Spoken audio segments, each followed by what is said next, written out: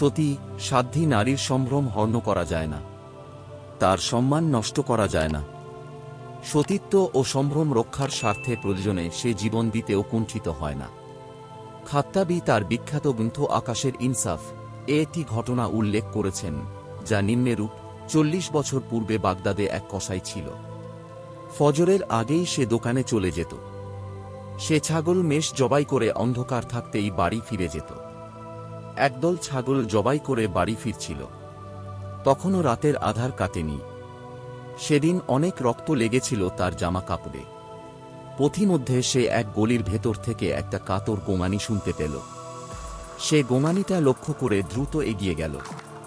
হঠাৎ সে একটা দেহের সাথে ধাক্কা খেয়ে পড়ে গেল। একজন আহত লোক পড়ে আছে মাটিতে।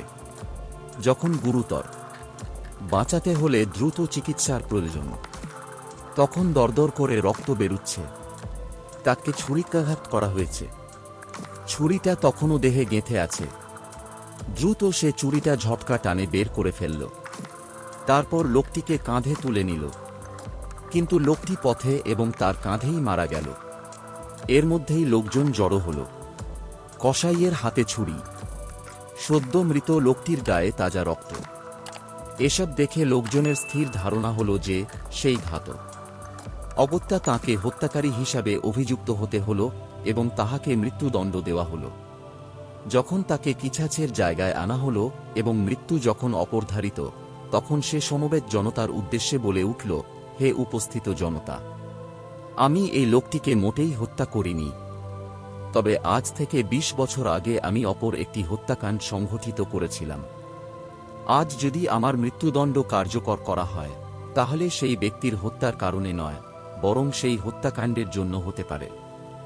অতঃপর সে 20 বছর আগের হত্যার ঘটনা বলা শুরু করল। আজ থেকে 20 বছর আগে আমি ছিলাম এক টগবে যুবক। আমি নৌকা চালাতাম, লোকজনকে পারাপার করতাম। একদিন এক ধনবতী যুবতী তার মাকে নিয়ে আমার নৌকায় পার করতাম। এই পারাপারের সুবাদে যুবতীটির সাথে আমার আন্তরিকতা গড়ে উঠল। ধীরে ধীরে আমরা একে অপরকে গভীরভাবে ভালোবেসে ফেললাম। একসময় আমি তার পিতার নিকট প্রস্তাব নিয়ে গেলাম, কিন্তু আমার মতো দরিদ্র এক মাঝির কাছে মেয়ে দিতে তিনি অস্বীকার করলেন। এরপর আমাদের যোগাযোগ বিচ্ছিন্ন হয়ে গেল। সেও এদিকে আর আসত না। সম্ভবত মেয়েটির বাবা নিষেধ করে দিয়েছিল। আমি অনেক চেষ্টা করেও তাকে ভুলতে পারলাম না। এইভাবে কেটে গেল 2-3 বছর। একদিন আমি নৌকা নিয়ে ছাত্রীর অপেক্ষা করছিলাম। এমন সময় এক মহিলা ছোট একটি মেয়েকে নিয়ে ঘাটে অবস্থিত হল এবং আমাকে নদী পার করে দিতে অনুরোধ করল।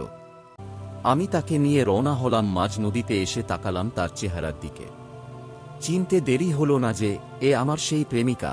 এর পিতা আমাদের মাঝে বিচ্ছেদ না ঘটালে হয়তো সে এখন আমার স্ত্রী থাকত। আমি তাকে দেখে খুশি হলাম। বিভিন্ন মধুময় স্মৃতির ডালি একে একে তার সামনে তুলে ধরলাম স্মরণ করে দেওয়ার জন্য। সে প্রতি উত্তর করছিল খুব সতর্কতার সাথে এবং বিনয়ের সাথে। পরক্ষণেই সে জানালো যে সে বিবাহিতা এবং সংঘের শিশুটি তারই সন্তান। আমার মন বড় অস্থির হয়ে গেল। আমি নিজেকে নিয়ন্ত্রণ করতে পারলাম না। একটা অশুভ ইচ্ছা আমাকে তাড়া করল। এক পর্যায়ে যৌন পিপাসা মিটানোর জন্য আমি তার উপর চাপাচাপি শুরু করলাম। সে আমাকে মিনতি করে বলল, আল্লাহকে ভয় করো, আমার সর্বনাশ করো না। আমি মানলাম না। আমি ফিরলাম না। তখন অসহায় নারীটি শরীরের সমস্ত শক্তি দিয়ে আমাকে প্রতিরোধের চেষ্টা করতে লাগল।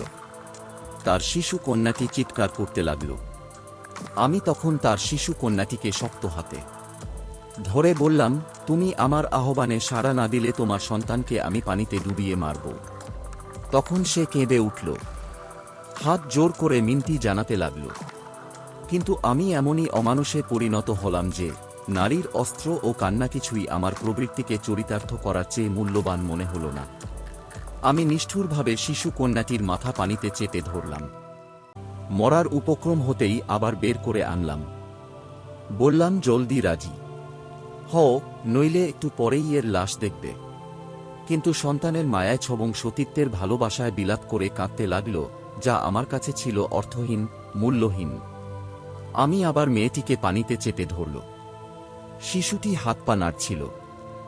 জীবনের বেলাভূমিতে আরও অনেকদিন হাঁটার স্বপ্নে দ্রুত হাত পা ছুঁটছিল, কিন্তু ওর জানা ছিল না কেমন হিংস্রের হাতে পড়েছে সে।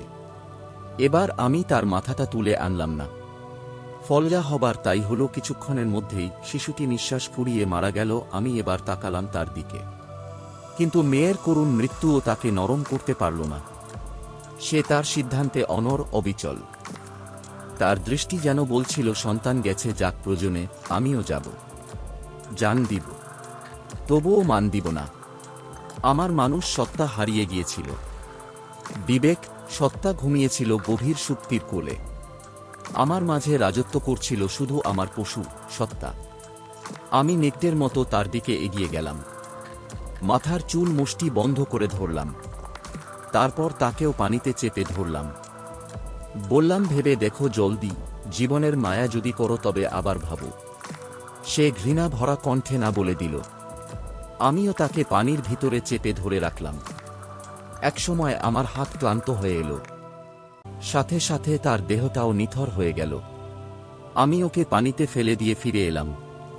এই খবর আল্লাহ ছাড়া আর কেউ জানল না।